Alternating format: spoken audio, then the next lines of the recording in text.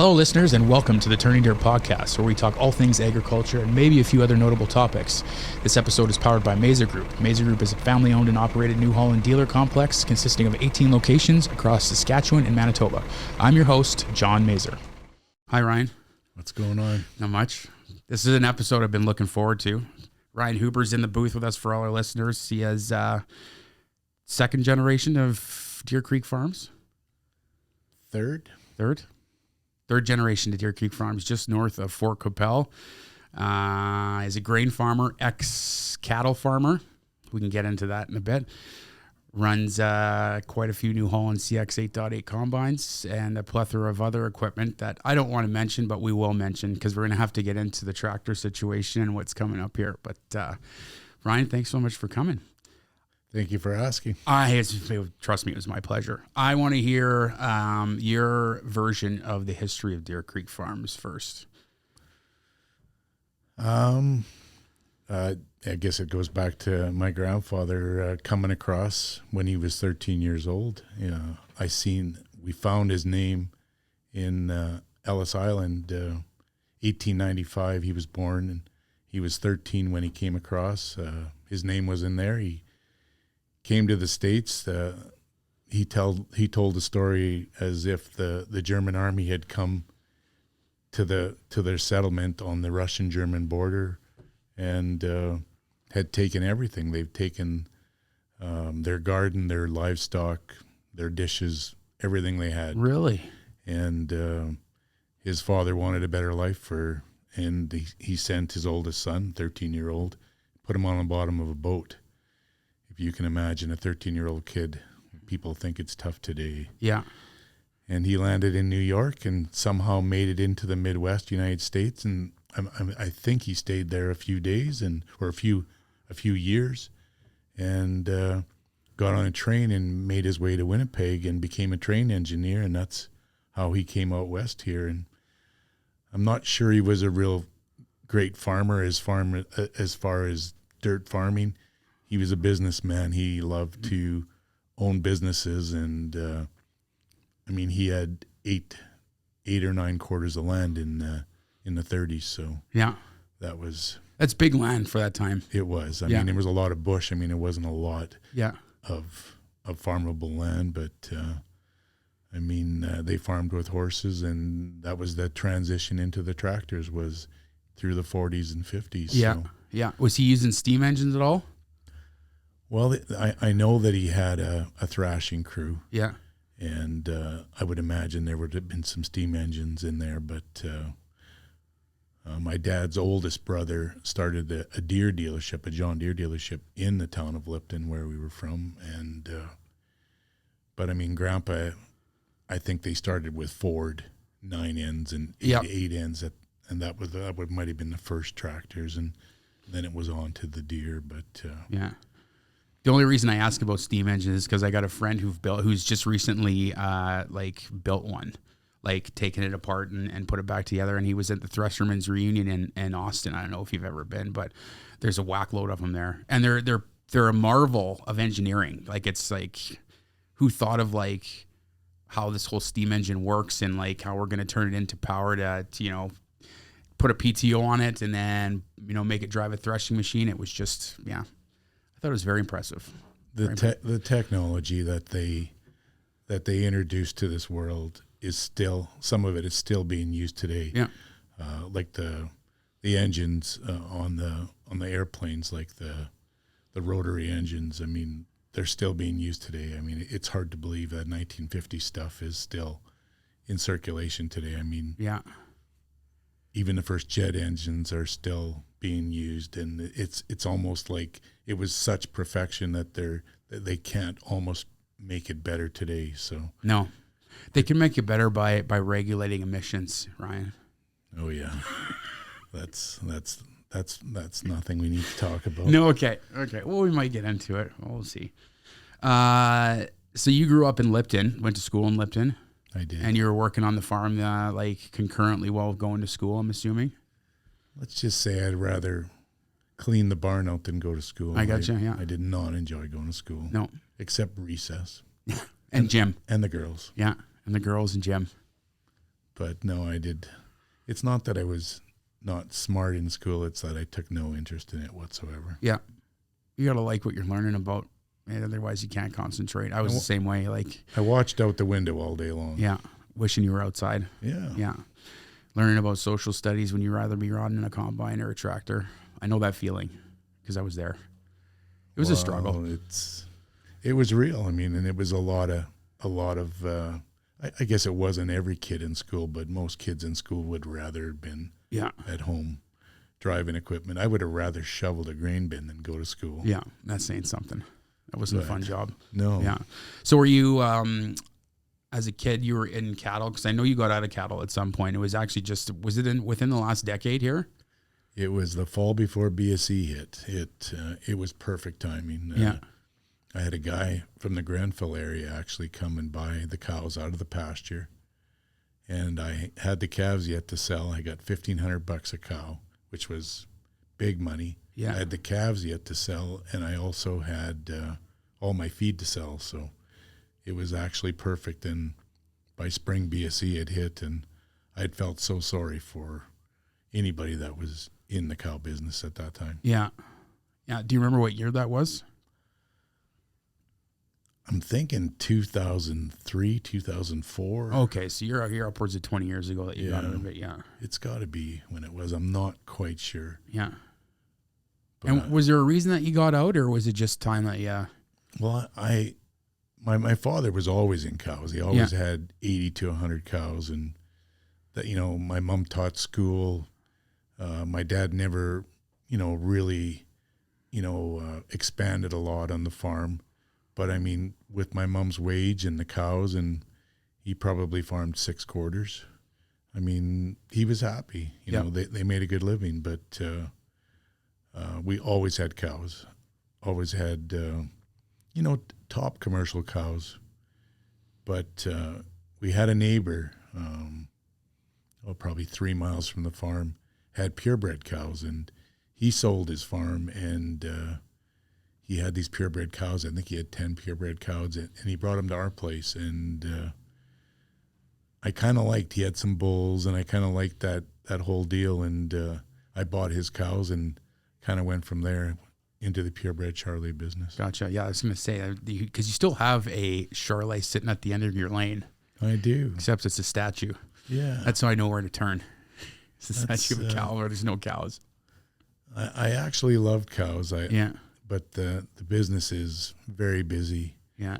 Between farmland, purebred cows, calving, showing, making silage, making hay, going to bull sales. Yeah. It's as bad, I thought, maybe as the dairy industry. There was just no time. Yeah. We We lived in the barn or lived in a hotel room or lived any place but really at home. At home, yeah. It was fun, met lots of good people, Yeah. enjoyed the business, did really well in the business. I mean, the first few times to agribition, I was dead ass last, and I wanted to be at the top and slowly worked my way there. You got up to the top? I did. I had for you. a 3-time champion. I had a national champion in Denver, Louisville, Brandon, and a junior champion here in Regina. Well, so you really were all over the map with these things. We went right from Louisville, Denver, Houston, and we did Brandon, Edmonton, Saskatoon, Regina. We were out one year at the P&E out in Vancouver, and we went to Toronto, the Toronto Royal Fair one year as well. Lots of driving. Yeah. I mean, when you put the cattle in the truck, you don't shut the truck off just for fuel. That's right. So yeah. So 2000 or 2002 or 3, 2004, you got out of cattle. Something happened. I believe it was 2001, and you were handed the keys to something here. Is it 2001 that the CXs came out?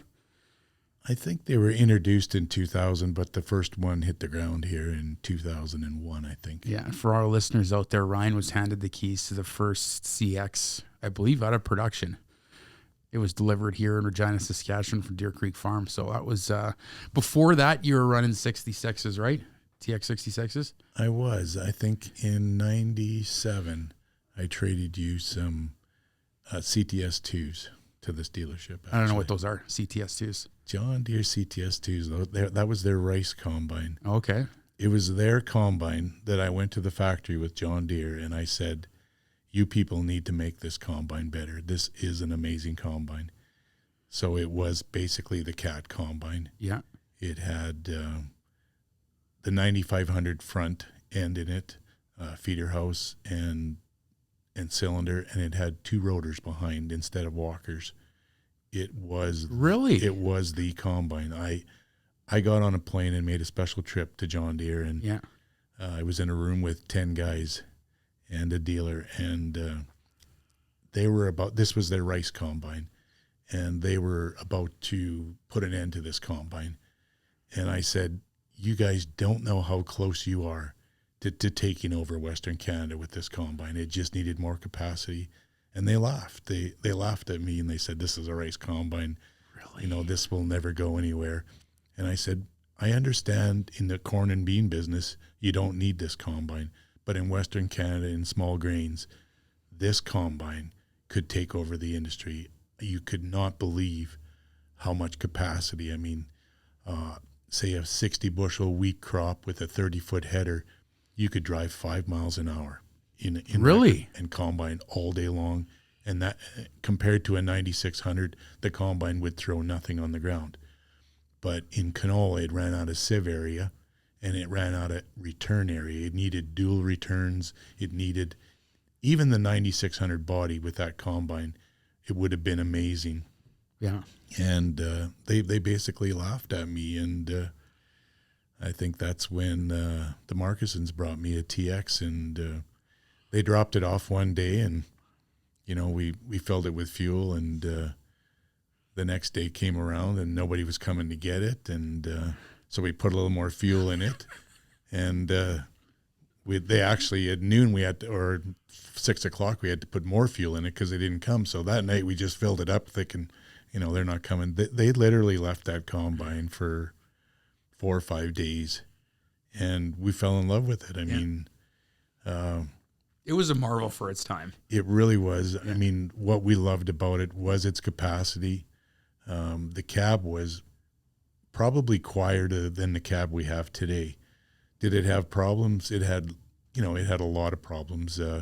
Just the cab alone, stepping down into the cab, by the end of the season, you had the top of your forehead was bleeding because you stepped down into the cab and then you stepped out of it. Yeah. Stepped up to get out of it. Yeah. Yeah. But sitting in that cab, it reminded me of the old 750 Massey. It's like you were one with the combine. The controls, the fact that it had a reverser on it. I mean, we can get into that later. Yeah. I mean, still today, I bought that combine because it had a reverser, and we still have no reverser on our CX combines. Yeah, which is a little silly. You put reversers on though, did you not? We did. Yeah. Well, you got to get out and you got to hook the cable. Yeah, I mean, it's not a button in the cab. But that was just, it was like a snowmobile transmission on there, and the spring would just turn in reverse and it would spit everything out. It was right from you would open your concaves and open everything up, and it would spit everything out. And it was a lot like the Case combine. I mean, you never got out of the combine. I mean, sometimes when we're dealing with tough conditions, which, I mean, we don't swath anymore, which have changed a lot of things. But when we swathed, and if we had somebody in a swather that wasn't doing their job, and we had lumps all day long, we were swearing at these combines. But that's too bad. No reversers, and you've been telling them ever since to put one on, and they haven't yet. I've made 3 trips there to tell them that, Is that right? Nobody wants to listen. I think it's a huge mistake. I think, if they had the technology in the 90s, they definitely could do it today. Yep. Yeah. And about around the delivery of the first CX, is that when Dalton was born? No, he was born in 91. Oh, 91. He was already driving combines. I'm taking him a lot younger than he actually is. So we're talking about Ryan's son, Dalton, who's very involved in the farm, major operator with them and owner. Yeah, I guess that brings us to today here. Like you're running 10 CX 8.8s. We could tap on tractors a little bit because we have some exciting news for that. Tyler Roberts and I were talking about on the last episode how we are getting a blue quad track. I'd like to think that I had a lot to do with that. I think you did have a lot to do with that. Yeah. I like to think when I sat in front of the case and the New Holland people many a times over the last 10 years that I've said that it's time you guys stop fighting. It's a joke. I mean, let's face it. I mean, in the United States, Case had a larger dealer network than New Holland did. Yeah. They were the combine tractor, the bigger farmer people, and New Holland kind of got the short stick in the United States, but in Canada it's not like that. I think New Holland is almost as big as Case here in Western Canada, and it was time. I mean, you guys fought for a sprayer and you got no sprayer and you had to buy your own sprayer, and you know, Case had a sprayer, they bought the Patriot, but it's all one company. Fiat Alice owns it all. I didn't understand. Yeah. But I think it's all coming together now. I mean, it is. Yeah, it is. And this, like, with our track machine, like, I mean, whereas Case had an engineered platform. Yeah, platform for the tracks. We had a wheeled machine with bolt-on ATI tracks. We can't go into a yard, and I can say this with confidence, we can't go into a yard that has Case and try and sell them out of the Case into a New Holland currently. It just doesn't happen. You're running New Holland track, four-wheel drives for one or two things or both. If you're brand loyal or if you're dealership loyal, that's the only reason you're running them. So now I'm very happy with this move by CNHI that because we will have a fighting chance in those yards. Like, I mean, we will have a dedicated engineered platform for tracks. Now, I don't know what's happening with the cab because that was a big bone of contention with yourself too. But I mean, I think you get used to the cab if we had the right track platform, which we've got. I think that none of this should have went on. Yeah. I thought that it was so, like, you took me to the factory 2-3 years ago there, and to see that you guys had to outsource. The tractors were the same tractors. You're the same company. Yeah. There's one owner. You had to outsource the tracks and bring them in. Your wheel speed, your road speed was, 6-8 mile an hour slower, which isn't a big deal when you're maybe seeding, but when you're on a grain cart, it is a big deal. I mean, your combines are at the next field combining and your grain carts aren't there. Yep. I just thought that it was just ludicrous that a company that Case was controlling the company that was owned by Fiat Alice. Right. Yeah. And it came down, in the end, it came down to Case needed a combine, and you knew it was going to happen, and they came to the table. They had to come to the table because the technology that it would have taken for them to build another twin rotor when the company already has one. Yeah. I mean, I said this probably 5 years ago to you and your dad. This is not a bad thing for you guys to share that combine and get that tractor and get that sprayer onto your dealership. You now can go to anybody's yard and sell everything. And now that people that are brand people that are, good customers of yours can come to your dealership and buy everything. Yep. And I thought that was such a plus. You really weren't giving up. I thought you were gaining more because your yellow combines were already quite famous. So. Right. Yeah, and he was reluctant to that idea. Pops was anyway on Case getting the twin rotor, and I can see why. But I'm more along your school of thought in that, like, it's a good thing.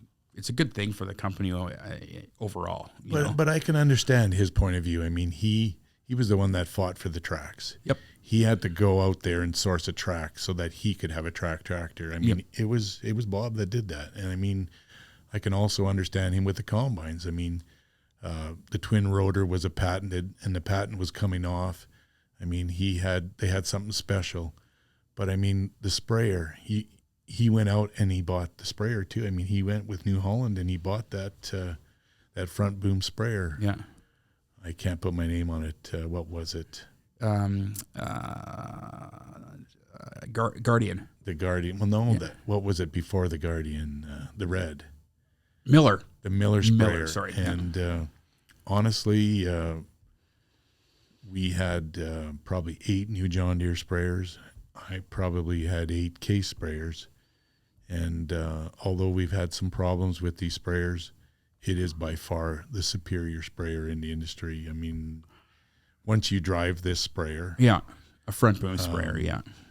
There's still some upgrades to the big sprayer that we'd like to see. We'd like to see that suspension that's on the other series of sprayer that we haven't got yet. But they keep bringing us sprayers, and this is still our favorite sprayer. So, do you think you should probably have more than one? Well, I think we're about to lose quite a bit of land, so I don't think so. Okay, I'll leave that one alone. No, I'm about to buy a new air tractor 802. So. Oh, okay. Okay, well that makes sense. Yeah. I think we can get by. Is Charlie going to fly for you? I was hoping he would, but he's sitting next to us for our listeners, and we're going to get him in here on another episode. But yeah, I just met Charlie today. He's from Red Lodge, Montana. He's a pilot with Southwest. He calls that his part-time job, but yeah, he's growing and cutting hay down in Montana, and yeah, there's just a story to be told there, but that's not for this episode. He's also a race car driver. Yes, you are, Charlie. Are you? Okay. Well, there's lots of stories. What kind of cars does he drive? He's got a rail with a Pro Line motor, 3,500 horse. So just 35, eh? Car. Well, they only just started letting him go the quarter mile. Yeah. He was only going 1/8 of a mile for a while, but really, he now gets to go a quarter mile. That's exciting. That's a reason for us to do a road trip down there and watch a race or two, or fly down.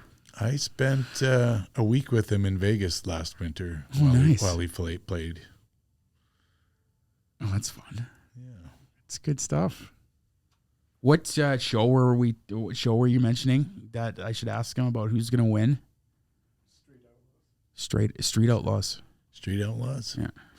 I don't watch. I'm sorry. I'll have to get up this week. It doesn't look like Ryan Martin is going to be in the licks anymore. He's sure having a bad season, and he just wrecked his car last weekend. So Charlie has an old buddy of his that he used to race with years ago. Yeah. Before he had kids and had a family. His name is Nate, and he's in the Street Outlaws show now, and he's right to the top. He races. He races on the grade 8 each weekend. They have the best the top 8 racers race in the grade 8, and then they all go against each other after that. But the grade 8 is a first race and he was in the grade 8, and I think he made the semifinals. Did he not? Yeah. So it's crazy how competitive he is. Yeah. And that just kind of gives you an idea how competitive Charlie is. Because, yeah. I mean, they are the top. I mean, in racing right now, I mean, you have NASCAR and you have the drags. Yeah. But this is my favorite. This started on the street. Yeah. It started in Oklahoma, I think, and it just was against each other, and then they started going against other cities in the United States. Yeah.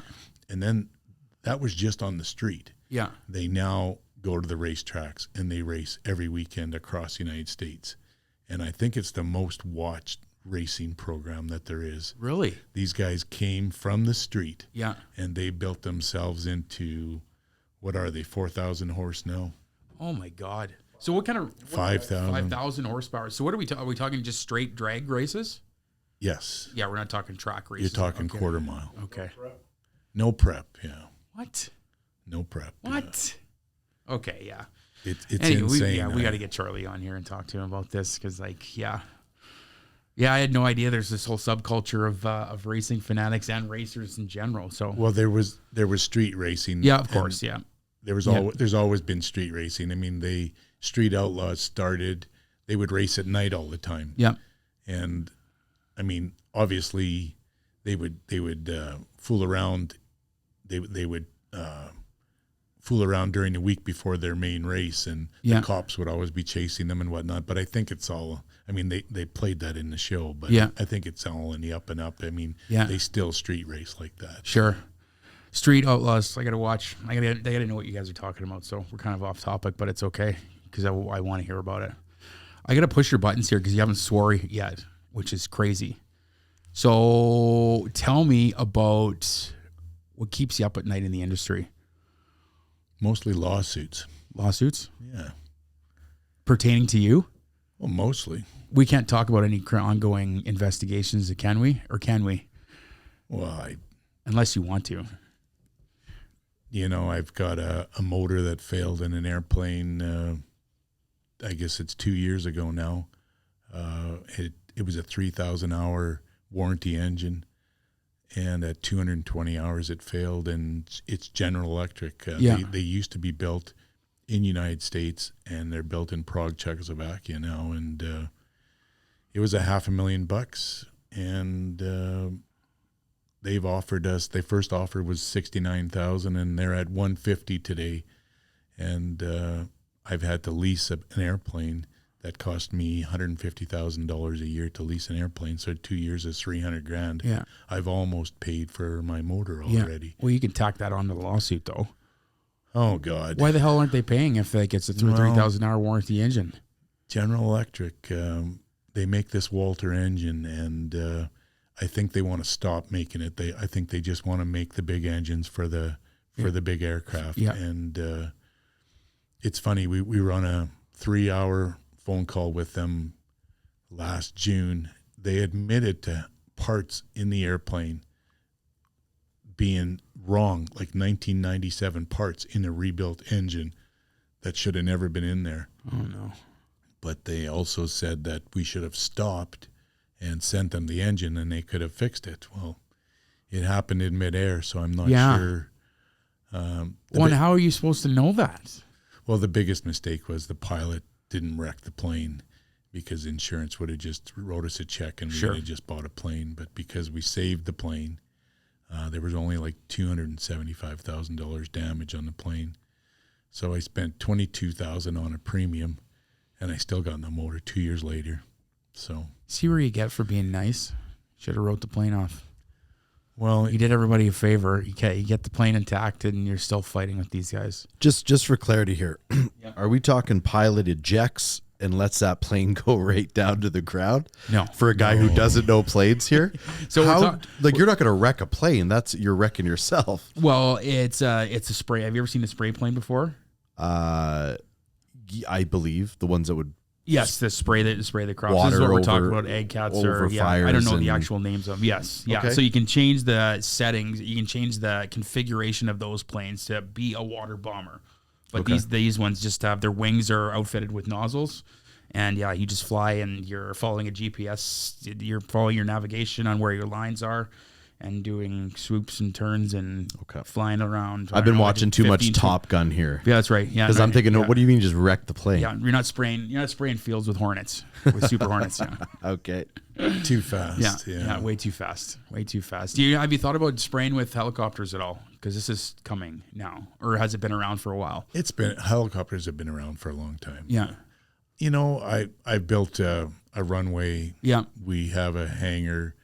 The plane that I have right now, an 802, has 800 gallons. We do 400 acres on a load. This summer here, our big day was 5,400 acres. Wow. A chopper is like 32 acres, 36 acres. This is slow. Yeah. I'm not interested. Yeah. I'm really not. I mean, I like what the plane does. Yeah. With the technology that we have, actually, I'm looking at buying a slightly used or brand new 802 right now. They've got technology just like we have in our ground sprayers with the pulsating nozzles, and that boom on that airplane is $94,000. But I'm seriously thinking about it because I love the idea of being able to manage your drift. Yeah. And your droplet sizes, and that's what you can do with that. So Portage. The dealer in Portage just made me aware of it yesterday, and they've got one plane with it right now, and they're going to let me know by the end of the season how they made out with it. But Nice. they're very excited about it. Yeah. So. And when you say pulsating, like obviously, like I'm thinking, yeah, when the product comes out, it's pulsating. But are we talking like sensors on there too? It's like the AIM system. Really? Well, I can show you pictures afterwards. But yeah, absolutely. It's exactly like the AIM system. And they can do it going that fast. At 160 mile an hour, yes. Wow. And on a windy day, they shut some of the outside nozzles off to contain the drift, so that it stays within the wing pass. Yeah. So it's unbelievable, actually.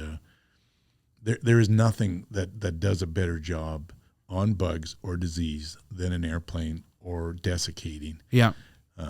Because it's all about droplet sizes and coverage, and the wing pressure. Ray is pushing that down, right? Yeah. It usually bounces off the ground, and you get some of the backside of the leaves. I mean, really? And driving through the crop, yeah. We've probably had airplanes or been involved with airplanes myself for probably 40 years. Yeah. And once you use an airplane, it's over. Yeah. It's, you can't weed spray with an airplane because you kill everybody's crop. But, for Roundup and disease and bugs, they work really well. Yeah. So on a field, are you doing like a couple passes with a plane and one with the New Holland self-propelled sprayer? We go around if we have yards and if we have neighbors' crops that are quite green. Yeah.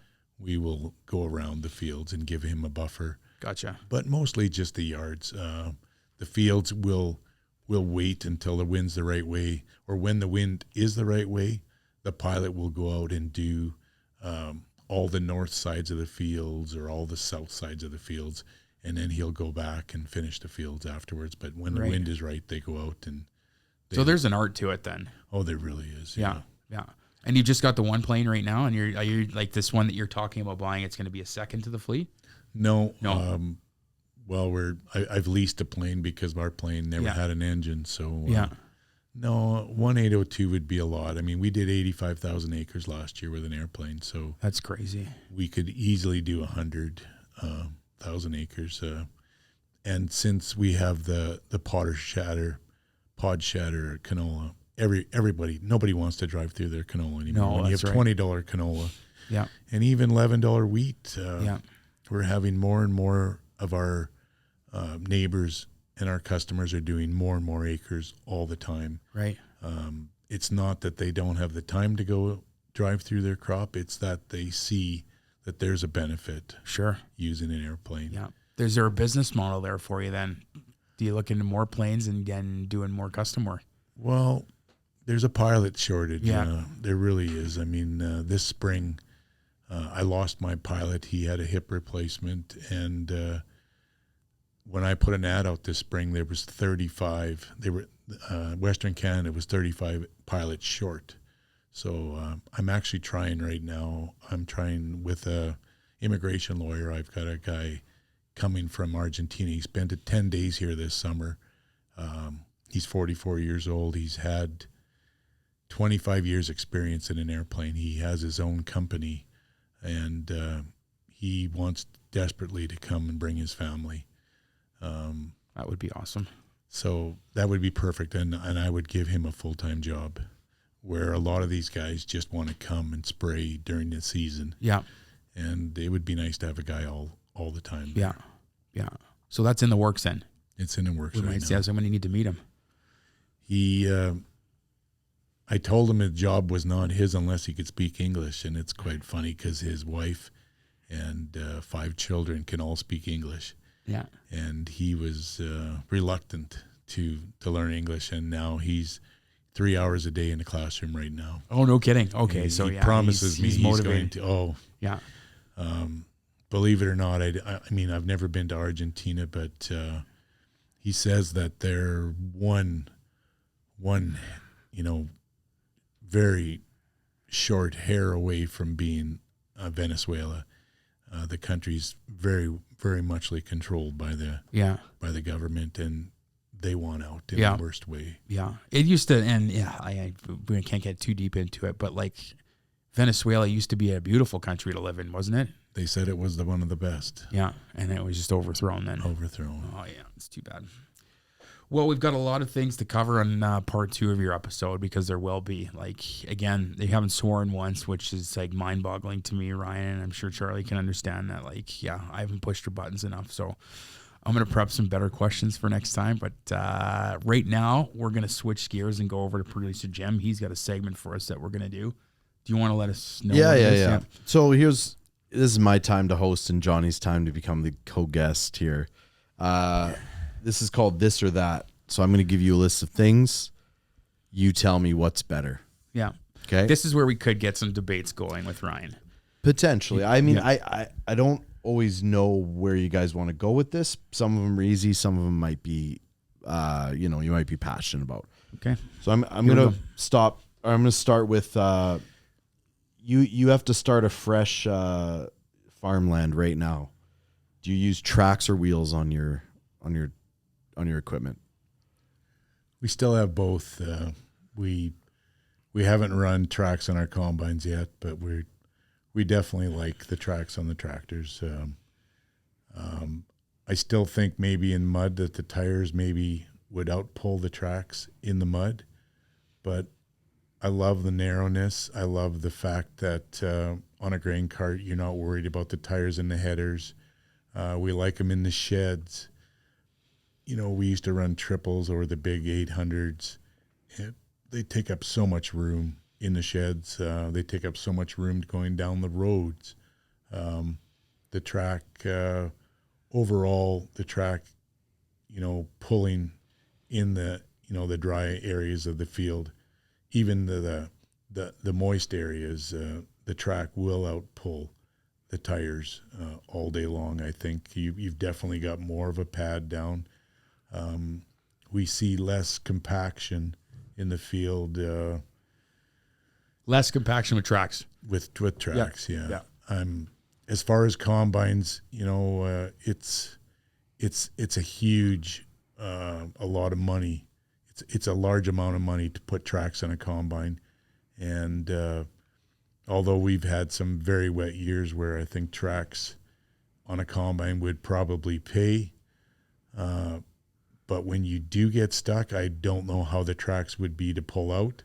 I know that when we empty our hoppers, when our combines are stuck, that they pop right out. I mean, it's all about the weight in the hoppers. So Yeah. So sounds like you're a tracks guy. And for you, I've heard you ask this question to every guest. Yeah, I have. And so I don't know what your opinion is on it. So yeah, wheels, there is definitely a lot of benefits to tracks, which Ryan outlined. There is, it's a skinnier wheelbase, if you will, a track base, like a skinnier base. So then you pull in the cart, you're not worried about hitting the headers. They're good for storage, that sort of thing. But there is something about wheels and their simplicity, as long as you're being careful in the field, you're usually good with tracks. But if one were to blow apart on you, yeah, they're expensive. So, to answer the question, I'm going to say tracks, though. Okay. Yep. But there is some benefits to wheels. Yes, 100%. 100%. You pop it off like a car wheel and you keep going. Yep. With a replacement. Yeah. We don't carry. I'm kidding on that. We don't carry spares in the 4-wheel drives, but yeah. I think we've cleaned a lot of bush up in the last 10 years, and I think the tracks have really shone in the bush. Yeah. You put those big expensive balloon tires into those stumps and it's not good. I mean, the track, you might cut a track, but they don't go flat. And it was a hard pill for me to swallow. I was always a big tire guy, and I have to say I was wrong. There you go. Perfect. Track's the answer. All right, next one. A little bit different. After a hard day's work, do you go for liquor, wine, or beer? I'll go first. I hate beer. I don't know what I think it was when I was 16. When I was 16, we used to go to Clear Lake, Manitoba for May-longs, and we had a buddy that was in the restaurant industry that you get us hooked up with kegs. And that was I just drank to get drunk. So I was force feeding myself beer. So ever since then, I cannot drink beer. I don't like the taste of it. Wine I find to be like a dinner setting, like at a restaurant or over at a friend's house. So I'm gonna go with like a nice Jack and Coke after a long day's work. Me? Well, if it's hot, I don't mind drinking a few beer. Yeah. And just like you said, John, I think when you're having a steak and you're having a nice supper, Yeah. wine, good red wine is good. Yeah. But I like my vodka and water. Yeah. Keep it clean. Yeah. Just in That's case right. you have a cut on your arm, you can also disinfect it with vodka water, you know? Yeah, and the pee stays clear too. I've learned over the years that Coke and pop is not your friend. It's not, no. That gives you most of your headache. And Yeah. the sooner you drink water with your alcohol, I very much enjoyed. The sooner you learn that. The sooner you learn that, the Yeah. better off you're going to be. Yeah. Nice. There you go. Okay. I don't know if this is a conflict in any form of New Holland or Case or John Deere or any of these. That's okay. Fire it off. I'll figure it out. I recently was in a discussion around Ford trucks versus Chevy trucks. Yeah. And people are very passionate about this. So I'm curious. I don't know if Ford is connected with this company, so I apologize. But Ford or Chevy? Oh, I think it's easy for me. I know what Chevy. you're going to say. Yeah, it's Chevy. Ford used to be like when Ford thought they should get into agriculture equipment because it was Ford New Holland at one point. And that's the actual Ford you're thinking of. But I mean, then Fiat bought it. Yeah, I think you or Dad could tell the story better. But Fiat bought Ford New Holland and just took the Ford out and called it New Holland. So, but other than that, there's no affiliation. There's no affiliation. I'm a Chevy GMC guy too. So Okay. yeah, I've ran a Ford before, but I had lots of problems. I'm not against Ford. I mean, I think Ford now in their 3/4 ton, 1 ton, I think they have a decent engine now. Finally, after all the trouble that they had, I think it's a work truck all the time. Yeah. Whereas you buy yourself a 3/4 ton GMC or a Chev or a 1 ton, and you can work with it and you can enjoy driving it. Yeah. I find the Ford truck is more like the Dodge truck the way it rides. They've got a very stiff ride, and I think you can do both in that Chev or GMC. I'm not going to say that Ford or Dodge don't have a nice interior, because they do. Yeah. But I think if you were to drive all of those trucks, I think the Chevy would outdrive them all. Yeah. So Ford is the work truck, Chevy is the work truck, and you can take your wife to dinner. And you can take your wife to dinner in it. Versatility. That's right. Yeah. Whatever gets the women more as That's my right. answer. Yeah. And enjoy riding in it. Okay, let's go back to light. You have to eat one type of food for the rest of your life. Is it breakfast foods or dinner foods? Do you want me to go first? Sure. Okay. Breakfast foods, love a good eggs, bacon. I dabble in some French toast once in a while. Pancakes I'm okay with. But dinner foods just have well, now that I say all that stuff, now I'm switching my mind. Man, I'm changing like what the fuck did I do all to myself? breakfast. I'm breakfast. Are you breakfast? If I had Okay. to choose, I'm breakfast for the rest of my life. Dinner foods can be so much so. Like, I mean, we're talking, steaks. We're talking like could be Mexican night and hit some fucking burritos up. It could be Chinese night and go to Angkor and get like the biggest batch of freaking chicken balls and orange chicken that you can get. So I think I'm gonna go dinner foods. Your turn. As much as I love my steak, I love my side pork. Uncured bacon. Yeah. You buy it in the slab. Yeah. Costco sells it. Yeah. And I put seasoning, salt, and pepper on it. We had this conversation recently, I think. I'm thinking, as much as I love my steak, I could live on breakfast. On breakfast. I like that. When I have a big breakfast, I'm set for the day. I I may not even need to eat again today. Yeah. So You sold it so well there. Like, I'm almost tempted to change my answer. I'm going to change my answer, breakfast. Wow. But I'm only having it at We Ryan's converted. house. We converted. Okay. You got to pick a motorcycle style to drive for the rest of your life. Is it a chopper or a street bike? Oh, you got to go chopper. Yeah, I would not pick a street bike. I don't want to be bent over like that. I mean, I would rather have a Harley, Yeah. but I guess a chopper. Yeah. As long as you don't have ape hangers. That's right. Way up here. I don't want to do that. No? No. Have you done it before? I have. Yeah. Like it was your bike? No. Oh, okay. No. I've rode one, though. Yeah. Like, I can't imagine how you would drive hundreds or thousands of miles across anywhere with your arms. Like some of them are ridiculous. They're crazy. Like they're so high and like how is that comfortable? They're at arm's length. Yeah. At arm's length. Yeah. I mean, You look good on it though. no, I don't think so. Okay. I thought chopper would win. Yeah, it did win. Okay. Gas, diesel, or electric vehicles? I know. Well, that's not real hard. I knew that's why I added this one in for you, buddy. It's not real hard. I love diesel. I absolutely love diesel. Yeah. Just about everything on our farm is diesel. So, Yeah. and I love that GM now has that 3-liter diesel. I know my dad just ordered a new Escalade with a 3-liter in it. Really? And that would be my next runaround truck. Will be Yeah, an 3-liter. Escalade. Yeah. Will you do an Escalade? No, Or just just, truck, a yeah. half ton. Yeah. Something like Gary's got there. Gotcha. That's, Yeah. they're 30 to 35 miles to the gallon. There's nothing heavier. I used to drive the 6.2s and the 6.5s.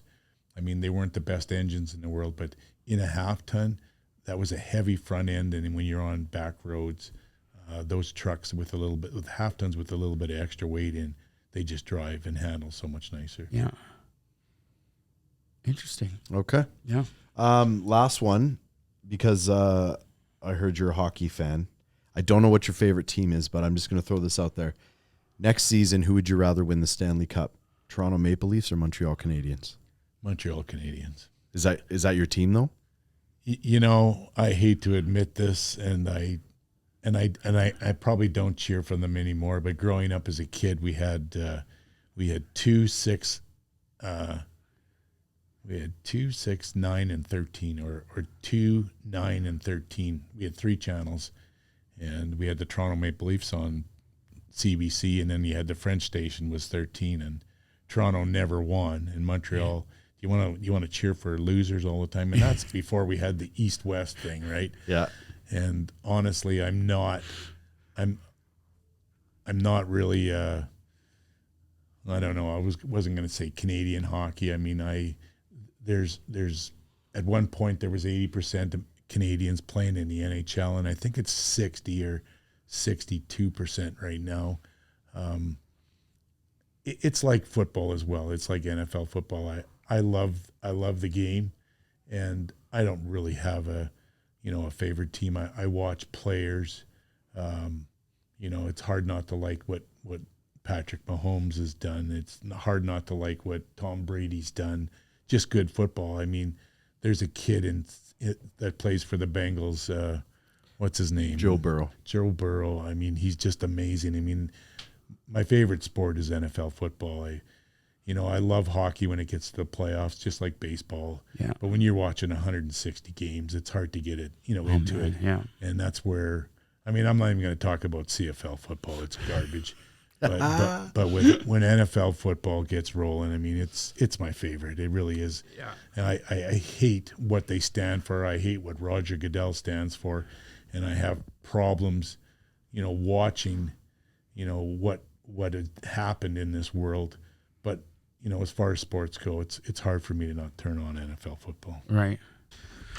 Well, Ryan, we're going to wrap it up. Thanks so much for coming. You're gonna come again, because again I'm gonna make you yell and scream and swear and stuff, because that's what I want. That's what this was awesome. I needed to hear the background of the farm, and so it was good. Thank you so much for coming. Thank you for asking me. Okay, man. Talk soon.